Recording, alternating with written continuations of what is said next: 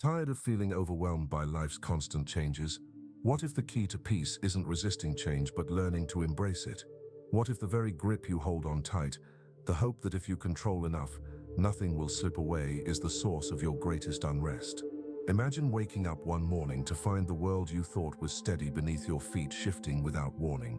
The streets you walk, the faces you know, even your own reflection, seem to flicker like a candle's flame in the wind. It is as if life itself were a river flowing relentlessly, indifferent to your desire to stand still.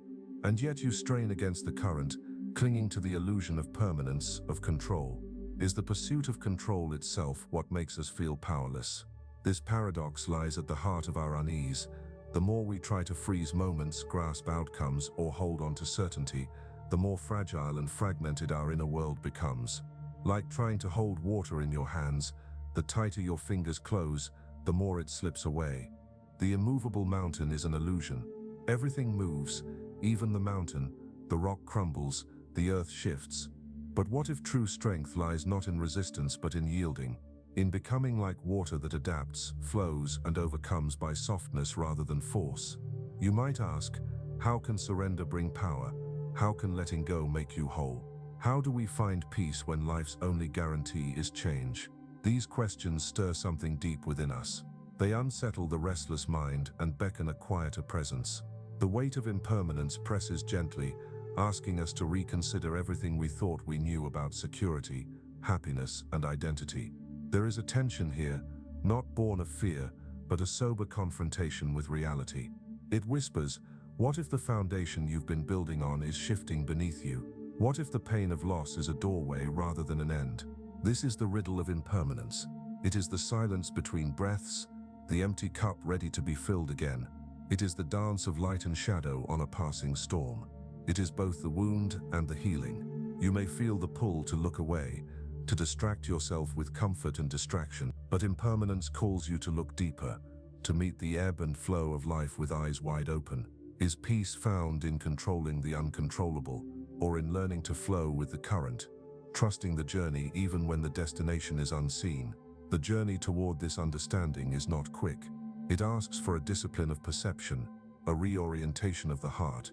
It asks that you become a witness to your own experience, observing the rise and fall of thoughts, the birth and death of moments without clinging or aversion.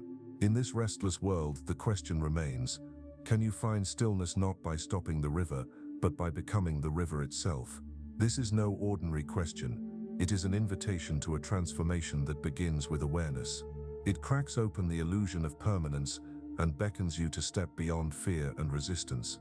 But before you can truly embrace impermanence, you must first understand what it means to hold on, and why this holding hurts. What lies beneath the desire to control?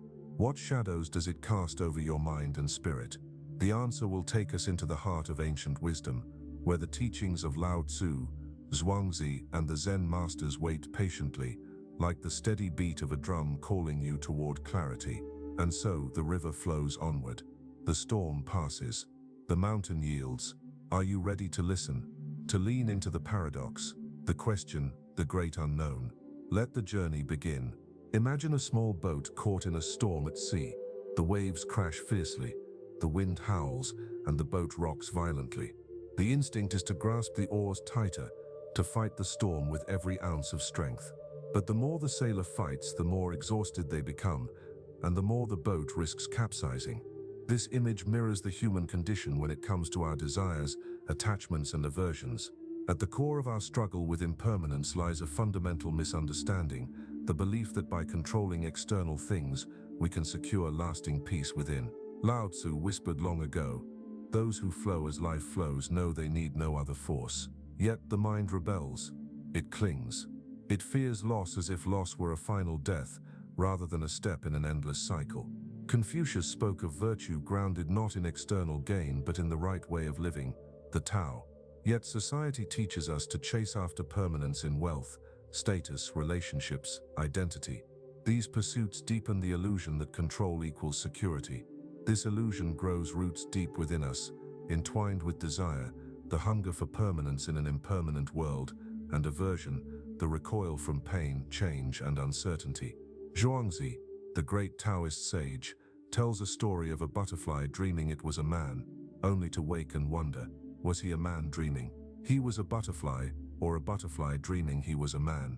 This parable unravels our sense of fixed identity, exposing how we create rigid boundaries between self and other, permanence and change, life and death. It reveals the illusions that bind us to suffering. The Zen master Dogen spoke of dropping off body and mind, a radical letting go of all attachments, including the attachment to one's own ego. He suggested that suffering arises not from the events themselves but from our distorted perceptions, our refusal to accept the world as it is, ever shifting, never fixed. But why does this happen? Why do we resist impermanence with such desperation? The answer is woven into the human psyche. Evolution has wired us to seek safety, predictability, and control. In early human history, these traits ensured survival. But in modern life, this instinct manifests as anxiety when we face uncertainty and change. Our minds spin stories of loss, catastrophe, or failure, even when the change may be neutral or beneficial. This psychological mechanism distorts our perception of reality. We become prisoners of our own fears, trapped in cycles of rumination and resistance. We build walls to keep the unknown out, but these walls isolate us from life's fullness. The Stoics recognized this centuries ago. Marcus Aurelius advised, "You have power over your mind, not outside events. Realize this and you will find strength." Yet, many misunderstand this wisdom as control over all external circumstances, instead of mastery over one's response. The roots of suffering then are tangled in illusion that permanence is possible, that control is real, that pain can be avoided. These illusions warp human behavior. They feed greed, jealousy, anger, because we cling to what feels precious, fearing its loss. They cloud peace of mind, turning every change into a crisis. But what if these attachments are not flaws to be eradicated but signals? What if they are invitations to deeper understanding? The ancient teachings do not ask you to suppress desire or deny pain, but to see them clearly, like clouds passing through an open sky. This vision calls for a discipline of perception, a training of the mind to witness without clutching or pushing away. In this space, desire and aversion lose their grip. The river does not stop flowing because a leaf falls into it. It carries the leaf gently onward. So too can your awareness learn to flow with life's currents, accepting what comes and goes without losing itself. Yet, this is no simple task. The tension between wanting control and the reality of impermanence is a subtle, persistent pull, a battle fought in silence within your own consciousness. You might wonder, how do I begin to untangle these roots? How do I stop the storm from tossing my boat? The answer lies in exploring how these illusions shape not only your inner world but the very fabric of the society and culture you live in.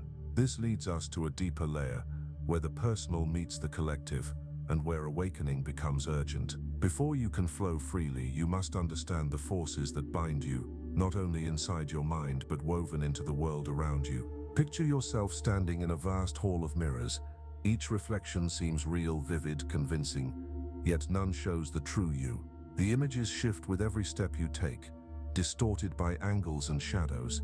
This hall is much like the world, shaped by your perceptions, conditioned thoughts, and cultural stories. It's a place where illusions multiply, and what you think is solid often dissolves into air. Our minds craft narratives to explain and predict life's changes. These stories comfort us by imposing order on chaos. But they also create cognitive traps, biases and illusions that distort reality and deepen suffering. The illusion of control is chief among them. You believe you can steer the river, dam the tide, halt the storm, but the Tao whispers otherwise. Be like water, it says. Water does not resist, it yields. It finds the lowest place, the path of least resistance, yet it carves valleys and shapes mountains over time. Strength through softness, power through yielding. Stoic philosophy echoes this. The obstacle is the way, Marcus Aurelius wrote, teaching that difficulty and change are not enemies but the very paths to growth. Yet society often teaches the opposite: to fight change, to avoid discomfort, to build rigid identities based on permanence. These cultural scripts embed themselves deeply, creating collective illusions that feel like laws of nature. For example, the pursuit of success is often tied to ideas of permanence, wealth that lasts, fame that endures, relationships that never change. But these are as transient as mist. When you tie your worth to them, the inevitable loss feels catastrophic. The storm you feared arrives, and the walls you built crumble. These illusions condition how you perceive yourself and others. You see people as fixed roles: the friend, the enemy, the successful, the failure. You attach meaning to status, appearance, achievements, as if they define the unchanging core of your being. Yet Zhuangzi reminds us, the world is a great dream. Life and death are one continuous process. Identity, like a river stone, is worn smooth by time and water, never truly fixed. This distorted perception fuels inner turmoil. Anxiety blooms when the future looks uncertain. Depression darkens the loss of what once was. Anger ignites when change threatens your sense of self. The mind battles an unending war, trying to protect a fragile illusion of control. The consequences ripple outward. When individuals resist change, societies do too. Cultures cling to traditions or ideologies as anchors, sometimes so rigidly that they fracture under pressure. The resistance to impermanence becomes collective inertia, stagnation, conflict, but beneath this inertia lies a silent urgency, a whisper from the depths of being calling for awakening. The river doesn't stop flowing, the storm doesn't cease passing, the mountain eventually wears down. To awaken is to see through the hall of mirrors, to glimpse the unchanging current beneath the shifting reflections. It is to recognize that control is never absolute, that change is not the enemy, but the very ground on which life dances. This awakening is not theoretical, it is visceral and immediate. It invites you to step out of the illusion's shadow, to let go of what you thought you knew, and to embrace the unknown with courage. Yet this is not the end, but the threshold. What if the resistance itself could become a doorway? What if embracing impermanence was not surrender, but the greatest act of power? Imagine a bamboo forest swaying in a storm. The wind howls, the trees bend low, yet they do not break. Their strength lies not in resisting, but in yielding, in bending with the force and returning upright once the storm passes. This is no passive weakness, but a profound resilience, a mastery born from harmony with nature's rhythms. You stand at a similar crossroads. The river of change rushes toward you, relentless and unstoppable. What if instead of struggling against the current, you learn to move with it? What if your peace did not come from holding fast to what must pass, but from a radical acceptance and skillful response? This is the ancient wisdom that both Zen and Stoicism offer, though they speak in different tongues. Yet at their heart lies a shared truth. Control over external events is an illusion. Control over your mind and perception is your true power. The Stoics teach us the discipline of ascent, the ability to recognize what is within our control and what is not, and to focus our energy on the former. Epictetus said, "It's not what happens to you, but how you react to it that matters." This isn't mere passivity.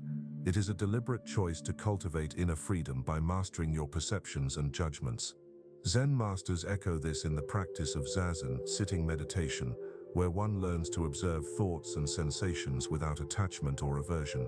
The mind becomes like still water, clear, reflective, and undisturbed by passing ripples. This mastery is not a denial of impermanence, but a deep embrace of it. By seeing the transient nature of all things, you loosen the chains of attachment. Like the empty cup ready to receive new tea, your mind opens to whatever the moment brings without clinging or fear. History offers vivid examples of this harmony of strength and surrender. Miyamoto Musashi, the legendary Japanese swordsman, spoke of the way of the warrior as being like water, adaptable, fluid, powerful yet yielding. He mastered not just swordsmanship but the art of flowing with circumstance, turning obstacles into allies. In the West, Marcus Aurelius faced constant turmoil, war, betrayal, personal loss. Yet his meditations reveal a man who found peace by practicing acceptance and focusing on virtue over outcome. He understood that suffering arises not from events themselves, but from how we perceive and respond to them. So how do you begin this practice in your own life? First, cultivate awareness. Begin by noticing where your mind tightens, where you cling or resist. This discipline of perception is the foundation. Observe without judgment, like watching clouds drift in an endless sky. Second, practice acceptance. This doesn't mean resignation, but recognizing reality as it is, without adding layers of should or must. The storm is here, the river flows. You do not have to fight the wind. Third, Embrace impermanence as a teacher. Every loss, every ending, every change carries a hidden gift, a chance to grow, to renew, to see with fresh eyes. The immovable mountain you imagined is shaped slowly by wind and water. Your spirit, too, is refined by the constant dance of change. Finally, align action with wisdom. Flowing with change does not mean passivity. Like water carving stone, your will shapes your path, but it does so flexibly, responding to obstacles by finding new channels rather than breaking against them. This path is challenging because it requires surrender without losing yourself, strength without rigidity, presence without attachment. It asks you to become both the river and the bank, the storm and the calm.